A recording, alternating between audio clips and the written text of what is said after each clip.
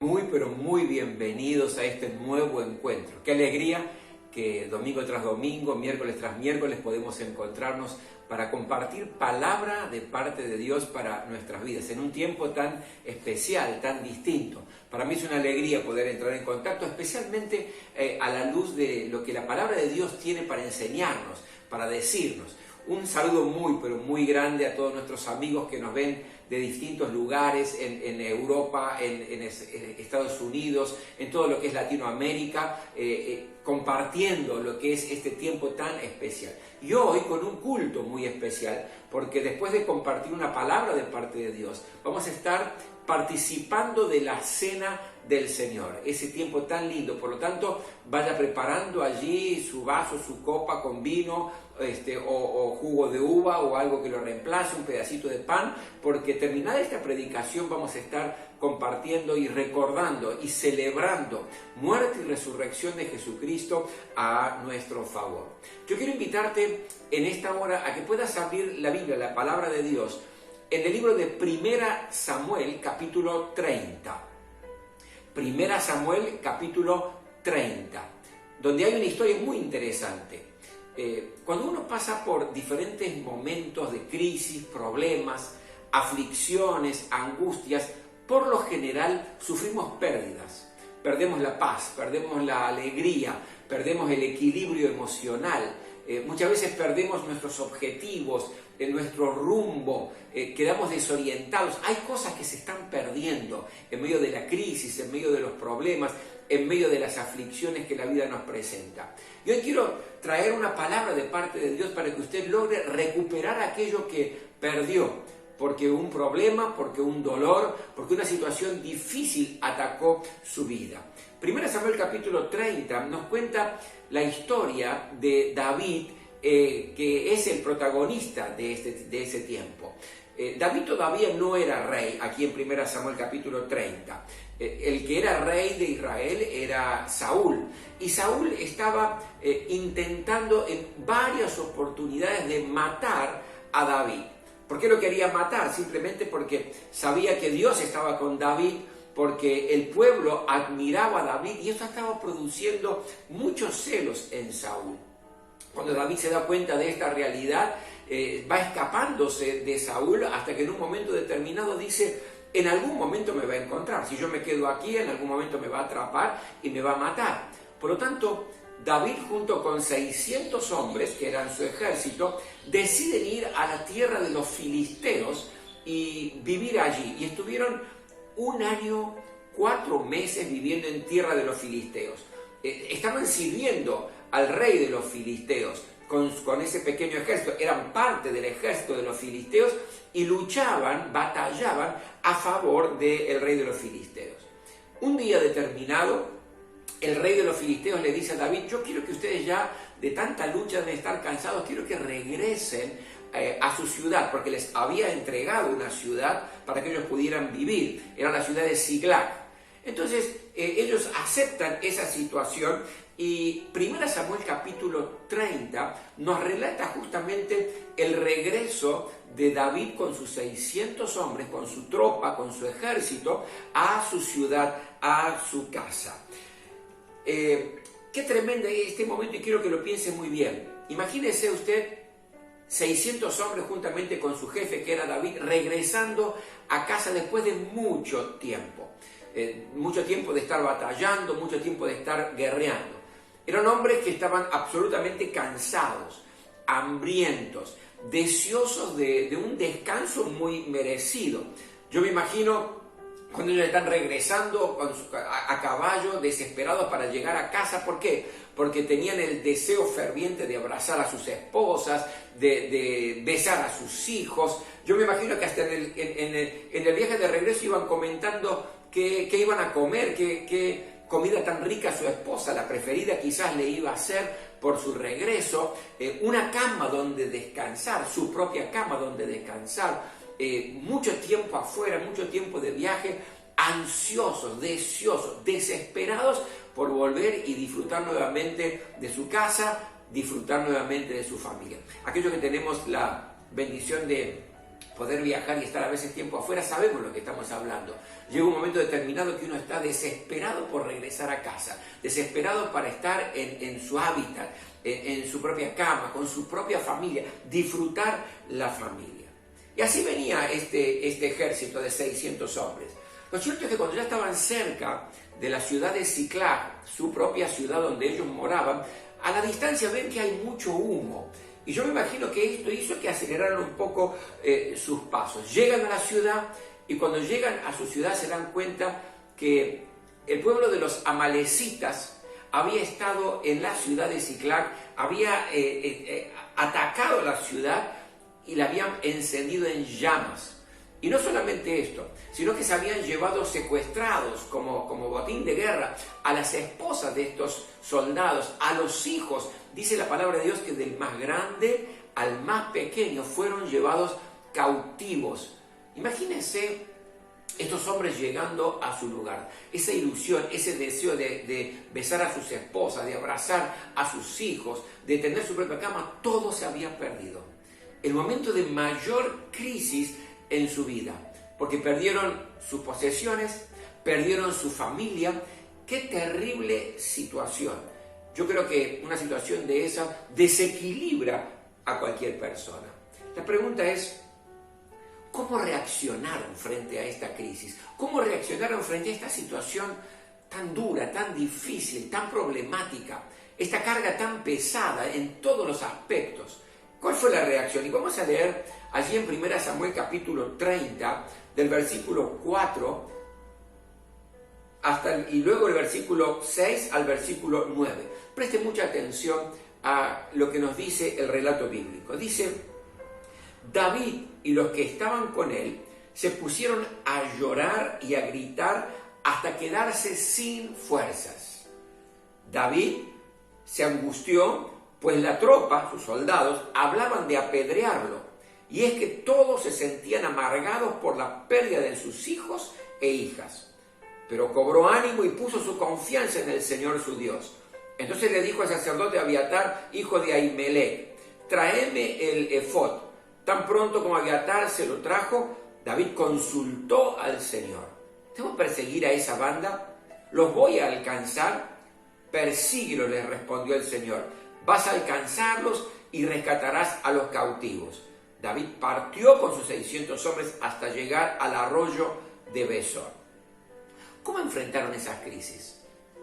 ¿Cuál fue su actitud frente a semejante dolor, a semejante problema de perder sus posesiones, de perder su casa, de perder a su propia familia? ¿Cómo hubiera reaccionado usted, mi querido? ¿Cuál hubiera sido su actitud frente a un dolor tan profundo y tan duro?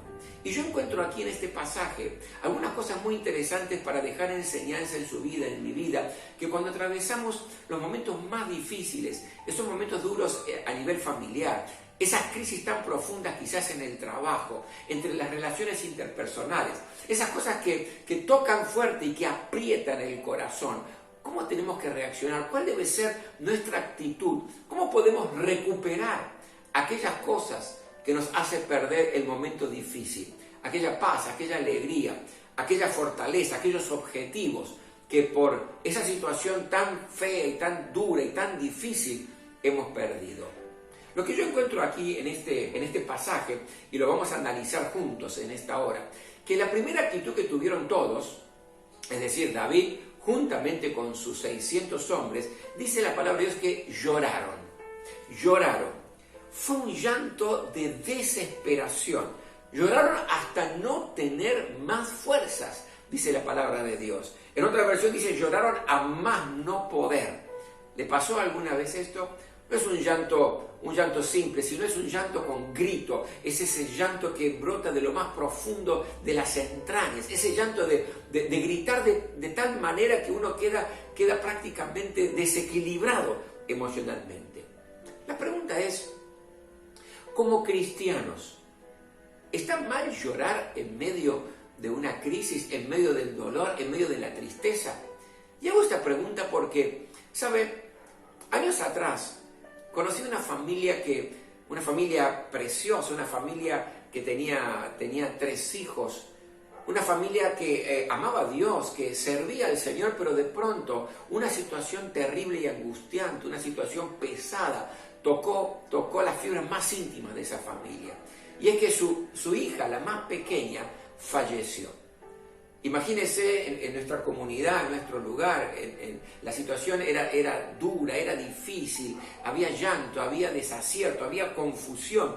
Pero lo que más me llamaba la atención es que ni la mamá ni el papá, durante todo lo que fue la ceremonia, durante todo el tiempo del velatorio, durante todo el tiempo del entierro, una sola lágrima no vertieron por esa hija. Estaban allí duros, fríos, ni una lágrima, eran sus padres, mientras todo el entorno lloraba y todo el mundo lloraba por esta situación. Y la curiosidad fue tan grande que yo decidí preguntarle, ¿pero por qué no están llorando? ¿Y saben cuál fue la respuesta? Nosotros no lloramos porque como cristianos, si lloramos, pareciera que no tuviéramos confianza en Dios, como que no estuviéramos dispuestos a someternos a la voluntad perfecta de Dios e incondicional que el Señor, al Señor que le debemos. Y me llamó mucho la atención. Habían restringido el llanto, las lágrimas, porque pensaban que si lloraban no estaban confiando en Dios y que no se estaban sujetando a la voluntad de Dios. Pero cuando uno mira la palabra de Dios, el mismo Señor Jesucristo, allí en Juan capítulo 11, versículo 35, cuando le da la noticia de que su gran amigo Lázaro ha muerto, dice, Jesús lloró. De hecho, es el versículo más corto de la Biblia. Jesús expresó el sentimiento, Jesús lloró. ¿Saben, mi querido? Dicen los especialistas, los terapeutas, que llorar en frente a una situación crítica, a un momento duro, tiene efectos terapéuticos. Que llorar es sano, que es bueno. El punto de vista que nos dan desde el punto de vista fisiológico y desde el punto de vista emocional, es bueno poder descargar las lágrimas. En el llanto hay una fuente de ayuda para nuestro cuerpo, y por ejemplo, hidrata nuestros ojos. Cuando uno llora, libera el estrés. ¿Por qué? Porque hay unas hormonas que son liberadas por las lágrimas que nos dan cierta tranquilidad, que funcionan como calmante y nos van liberando de un estrés. El llorar es una manera de expresar las emociones, aquellas cosas que están apretando el corazón. Los neurólogos y los psicólogos coinciden que llorar es terapéutico y sirve para tranquilizarnos, para desahogarnos. Y todo lo contrario, el no llorar generalmente hace que uno pueda tener hasta enfermedades emocionales o físicas. Por diversas razones hay muchas personas que reprimen el llanto, hay algunos cristianos que reprimen el llanto frente a un momento duro y difícil. Y eso luego se va a exteriorizar de alguna manera y puede tomar forma de depresión. Déjeme decirle esto, David y sus hombres lloraron hasta a no tener más fuerza, porque no es pecado llorar, no está mal llorar, no es falta de confianza en Dios el hecho de que usted llore frente a un problema. No es no someterse a la voluntad de Dios, que es perfecta para nuestra vida, el hecho de que usted llore. Dios nos ha dado a usted, a mí, la posibilidad de exteriorizar nuestras emociones con el llanto y con la risa. Es decir, no está mal que frente a una situación usted pueda reaccionar, frente a un momento duro y difícil usted pueda llorar. La segunda cosa y la segunda reacción que tuvieron David y sus hombres, dice, se angustiaron. Y esto es muy interesante porque la angustia produce un malestar psicológico, pero también un malestar físico. Desde el punto de vista psicológico, es cuando uno está angustiado, mi querido, hay un sufrimiento mental, hay tristeza, hay temor a desequilibrarse emocionalmente. Muchas veces la angustia afecta nuestro razonamiento y nuestra manera de actuar. De hecho, lo vamos a ver en el ejemplo que estamos viendo de David y sus hombres. Estaban tan angustiados que se equivocan en su razonamiento, se equivocan en su manera de actuar. El hecho de estar angustiado nos lleva y nos afecta en las decisiones que podemos llegar a tomar. Esta gente, David y sus hombres, estaban, dice la palabra de Dios, angustiados. Y desde el punto de vista físico también la angustia produce problemas serios, porque uno cuando está angustiado tiene como un dolor en el pecho, como que se le hace un nudo en el estómago, esa expresión. Hay una sensación de ahogo, de asfixia, temblor, sudor, náuseas, palpitaciones, falta de aire. Es decir, cuando uno está angustiado, tanto desde el punto de vista emocional y punto físico, se altera. Pero la tercera reacción que tuvieron, dice la Biblia, se amargaron. Es decir, lloraron desesperadamente, se angustiaron y también se amargaron. Ahora, ¿cuál es el concepto bíblico de amargura? ¿Saben cuál es el concepto bíblico? Esta palabra en griego significa cosas muy interesantes. Significa, por ejemplo, algo punzante. Específicamente la amargura significa veneno, perforar, algo amargo. Es decir, que cuando un corazón está amargado, mi querido, es un corazón que destila veneno. Cuando está amargado, cuando habla, generalmente habla y perfora a las personas de una manera punzante, con palabras duras, con palabras que lastiman. Es como un cuchillo punzante. Este es el concepto de amargura. La vida se llena de amargura.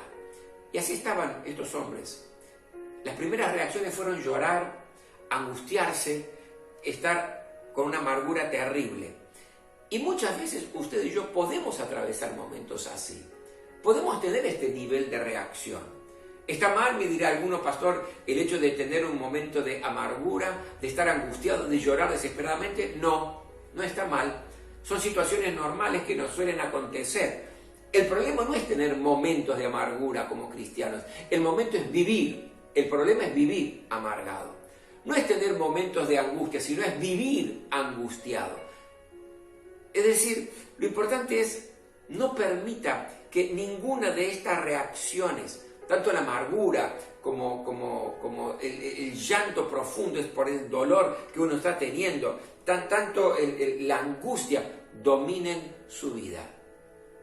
Qué interesante. Las primeras reacciones de estos hombres fueron reacciones humanas, lógicas, normales. No son para vivir siempre amargado, ni para vivir siempre angustiado, ni para vivir siempre llorando, pero sí son reacciones que uno puede llegar a tener, que usted, yo, podemos llegar a tener en los momentos más críticos y más duros en nuestra vida. Pero luego, las aguas se dividen y las actitudes son diferentes.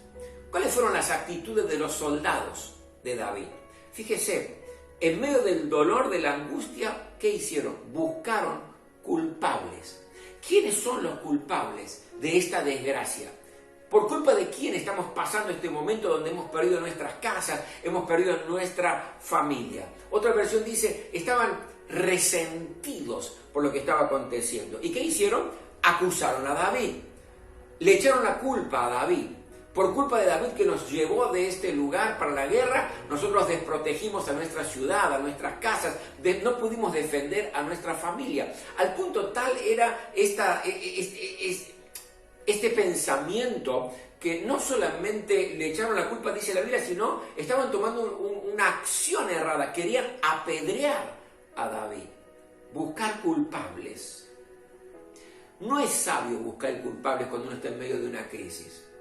No es bueno buscar quién tiene la culpa cuando yo estoy pasando un momento de dificultad para ver a quién le puedo endilgar esta situación tan difícil que estoy viviendo. ¿Sobre quién puedo descargar la culpa? A veces uno echa la culpa a los padres, ¿no? Si no fuera por mis padres yo no estaría en una situación así. Yo sería una persona diferente.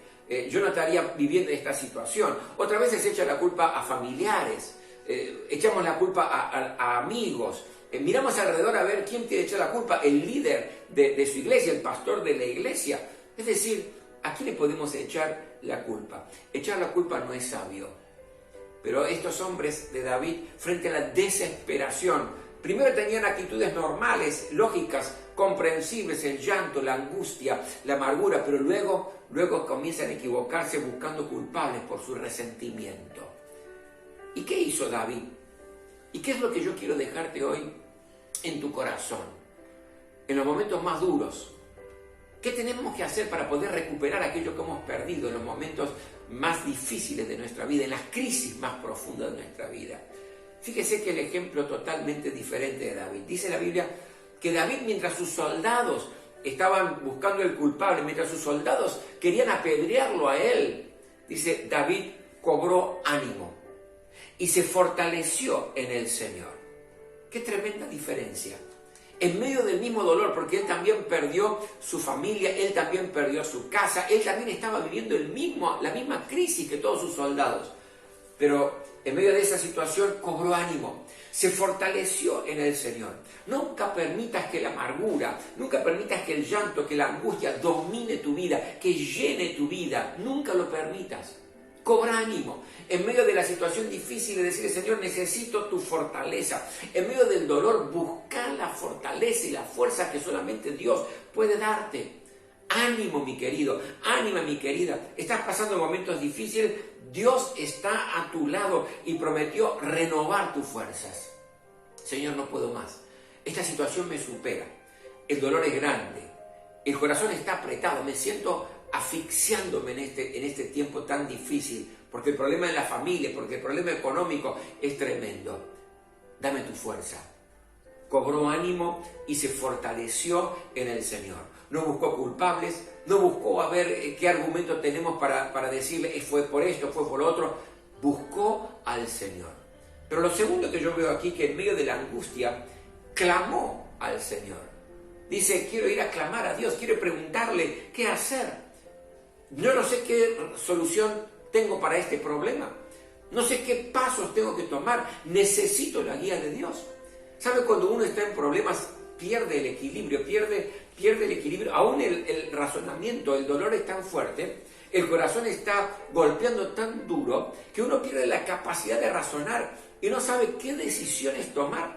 Por eso David, en medio de la situación tan compleja, clamó al Señor, buscó al Señor, buscó la presencia de Dios, oró a Dios.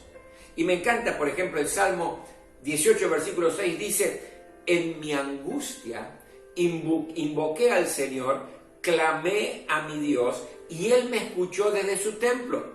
Mi clamor llegó a sus oídos. En la angustia, ¿qué hice? Clamé al Señor, y Él me escuchó. Fíjese, Salmo 34, 6. Este pobre clamó, y el Señor le oyó, y lo libró de todas sus angustias. Hay un poder sobrenatural en el clamor, porque Dios es un Dios que responde nuestro clamor, fortaleciendo nuestra vida. ¿Y qué fue lo tercero que hizo David? Obedeció lo que Dios le dijo. Le dijo, ¿qué tengo que hacer, Señor? No sé qué hacer, estoy desorientado. Hemos perdido todo, ¿qué tengo que hacer? Y Dios le dijo, seguilos y vas a recuperar todo. Hubo una promesa de parte de Dios a David, una promesa muy concreta. Y hay promesa, mi querido, de parte de Dios para tu vida en los momentos más duros y en los momentos más difíciles. Y lo que hizo David fue, le creyó a Dios y obedeció. Se puso en marcha juntamente con sus soldados, fueron detrás de los amalecitas para recuperar lo que habían perdido. Cada promesa de Dios sobre tu vida es en el sí y en el amén y se puede cumplir, pero es importante que obedezcas al Señor. Si uno obedece a Dios, mi querido, Dios va a cumplir aquello que nos ha prometido. Yo tengo que hacer mi parte, que es obedecerle. Dios va a hacer su parte, que es bendecirte y hacer que recuperes todo lo que has perdido en medio de la crisis. ¿Cuál es el fin de esta historia de 1 Samuel capítulo 30? Que llegaron allí, recuperaron todo, dice, recuperaron toda la familia, y no solamente eso, sino que lograron un gran botín, porque le sacaron a los amalecitas todas las riquezas que ellos tenían. Por lo tanto, recibieron mucho más y recuperaron no solamente lo que habían perdido, sino que fue añadido sobre sus vidas la bendición del Señor. Ahora, ¿qué hubiera pasado si todo hubiera quedado en la reacción de los 600 soldados? Buscar el culpable, apedrearlo. ¿Qué hubiera pasado si no hubieran seguido el consejo de David y la guía de David de cómo enfrentar los momentos más críticos? ¿Qué hubiera pasado si David se hubiera fortalecido en el Señor, si hubiera cobrado ánimo, si hubiera orado a Dios, si hubiera obedecido al Señor? Hubieran perdido todo y no hubieran recuperado nada. Por eso, mi querido, qué interesante y qué importante que es que en medio de los problemas más duros y difíciles que te toca vivir, no te dejes dominar por la angustia, no te dejes dominar por la amargura, no te dejes dominar por el llanto. La estás pasando mal, cobra ánimo, fortalecete en el Señor. Las fuerzas del Señor están a tu disposición. Clama a Dios, busca la guía del Señor de qué cosas tenés que hacer y obedecelo. Obedecelo con todo tu corazón y su promesa se cumplirá en tu vida. Prepárate en esta hora para recuperar todo lo que has perdido en los momentos de crisis y abundar, porque Dios te dará mucho, pero mucho más. ¿Me permite orar por usted en esta hora? Señor, en el nombre de Jesús, yo quiero traer la vida de cada uno de aquellos que me está viendo en este tiempo, a través de este video. Que tu bendición esté sobre su vida. Señor, conoces mejor que nadie el problema que está atravesando, la crisis que está generando dolor en su corazón. Hay momentos de llanto, hay momentos de angustia, hay tiempo de amargura.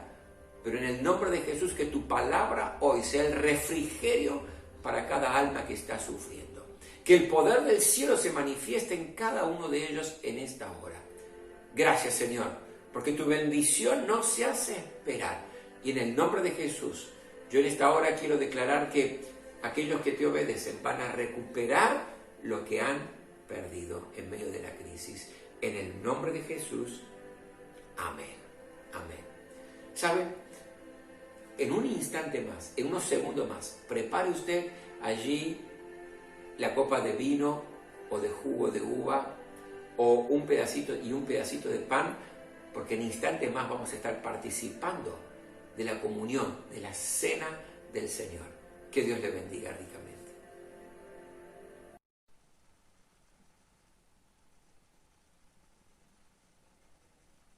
Este es uno de los momentos más lindos y más importantes de la vida de la iglesia. Es cuando celebramos y recordamos la muerte del Señor Jesucristo y su resurrección a nuestro favor. Este es el tiempo donde vamos a estar participando del vino y del pan, que es el símbolo tan importante de aquello que Jesús hizo a nuestro favor. Me encantaría, si usted está con su familia, que se pueda reunir con su familia. Nosotros estamos aquí en familia, mis hijos están detrás de cámara, estamos acá con Araceli, pero juntos en familia vamos a disfrutar este tiempo. Y también, si usted está en familia, cite a su familia, comparte este momento tan espiritual y tan lindo, y si no, bueno, allí donde está, únase a nosotros para este tiempo. Dice la palabra de Dios: yo recibí del Señor lo mismo que les transmití a ustedes, que el Señor Jesús, la noche que fue traicionado, tomó pan, y después de dar gracias lo partió y dijo: este pan es mi cuerpo que por ustedes entrego, hagan esto en memoria de mí. De la misma manera, después de cenar, tomó la copa y dijo: esta copa es el nuevo pacto en mi sangre. Hagan esto cada vez que beban de ella en memoria de mí.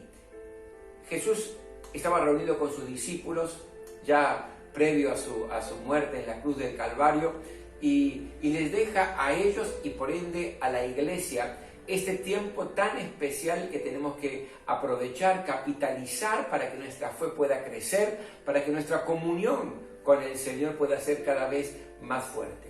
Jesús estaba reunido allí, dice la palabra de Dios, que tomó pan. El pan que representa el cuerpo de nuestro Señor Jesucristo, que iba a ser allí lastimado, herido, ese cuerpo que iba a ser azotado, iba a ser clavado, y por las llagas de Jesús, dice la palabra, hemos sido curados. Él llevó nuestras enfermedades y pagó el castigo por nuestra paz. Esto significa, mi querido, que usted tiene derecho a la paz de Dios en su vida. Esto quiere decir, mi querida familia, que usted tiene derecho a la sanidad del Señor, física, espiritual, psicológica. Ya un precio fue pagado para que tengamos salud integral. Y también toda rebeldía y toda rebelión sale de nuestra vida, porque frente a tanto amor demostrado de una manera práctica, uno realmente tiene que quedar sometido a la voluntad del Señor.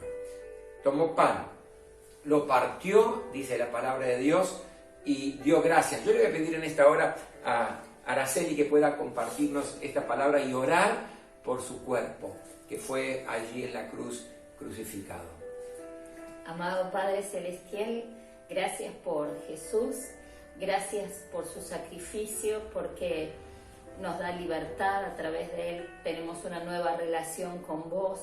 Gracias porque a través de su sangre derramada en la cruz, Él nos da sanidad, nos da libertad, nos da una nueva vida. Gracias por ese sacrificio hermoso, esa prueba de amor. Gracias, Señor, en nombre de Cristo Jesús. Amén. Amén. Usted tome un pedacito de este pan, ore al Señor, busque su gracia renovada en su vida y participamos del pan.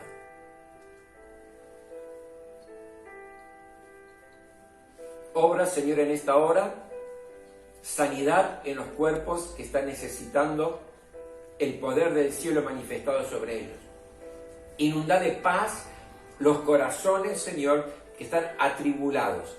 Y quita toda rebeldía y toda rebelión de nuestra vida para que podamos amarte, servirte y obedecerte en todo.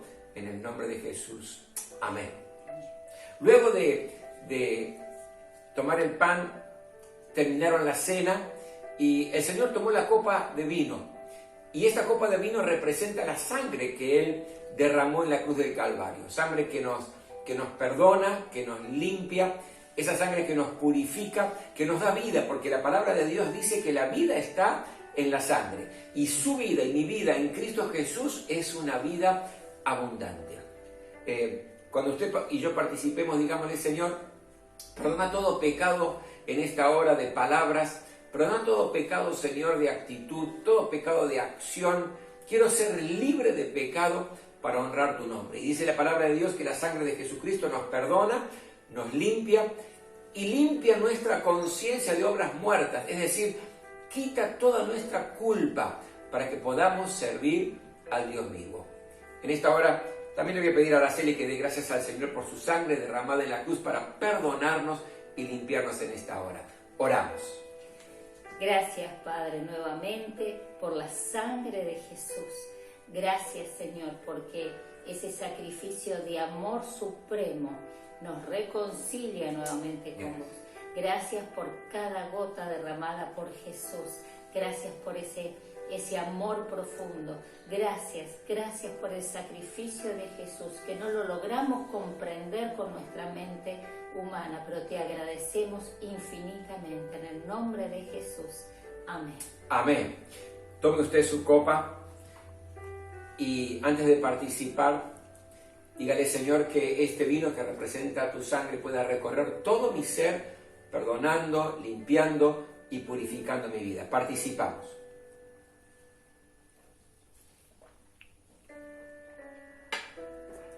Señor, yo te ruego que un manto de perdón en esta hora esté sobre cada uno de nosotros y que esta sangre pueda vivificar nuestra vida para que disfrutemos la vida abundante en el nombre de Jesús. Amén. Porque cada vez que comen este pan y beben de esta copa, proclaman la muerte del Señor hasta que Él venga. Jesucristo murió en la cruz del Calvario, luego fue puesto en la tumba, pero al tercer día resucitó entre los muertos y luego ascendió a los cielos y hoy está sentado a la diestra del Padre, abogando por nosotros, esperando la orden de Dios para venir y buscar a su iglesia y presentársela sin mancha y sin arruga delante de su presencia. Cuando Cristo venga, nos vamos con Él para disfrutar por siempre y para siempre de la eternidad.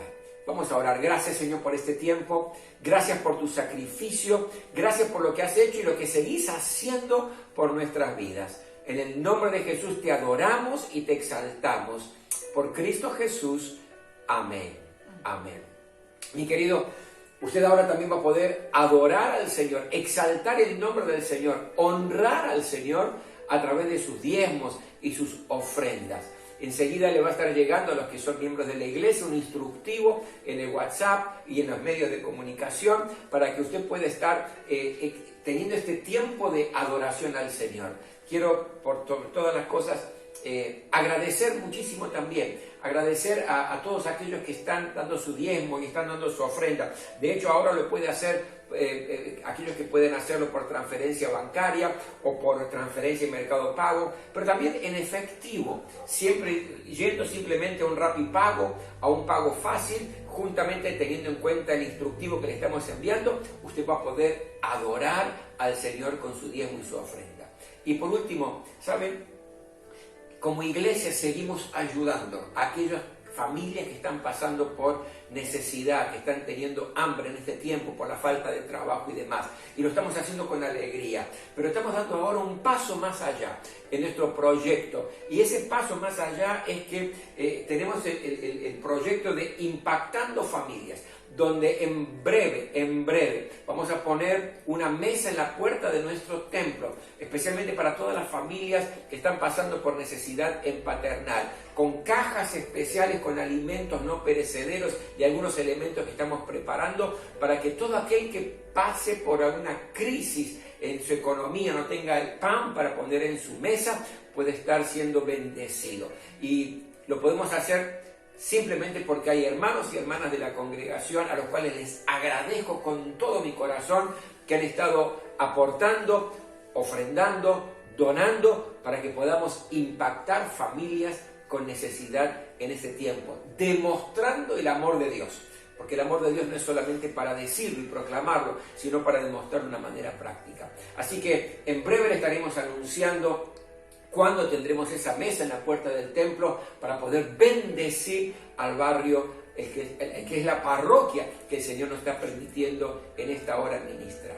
Que Dios le bendiga muy, pero muy ricamente y le mando un abrazo, le mandamos un abrazo a todos en este tiempo.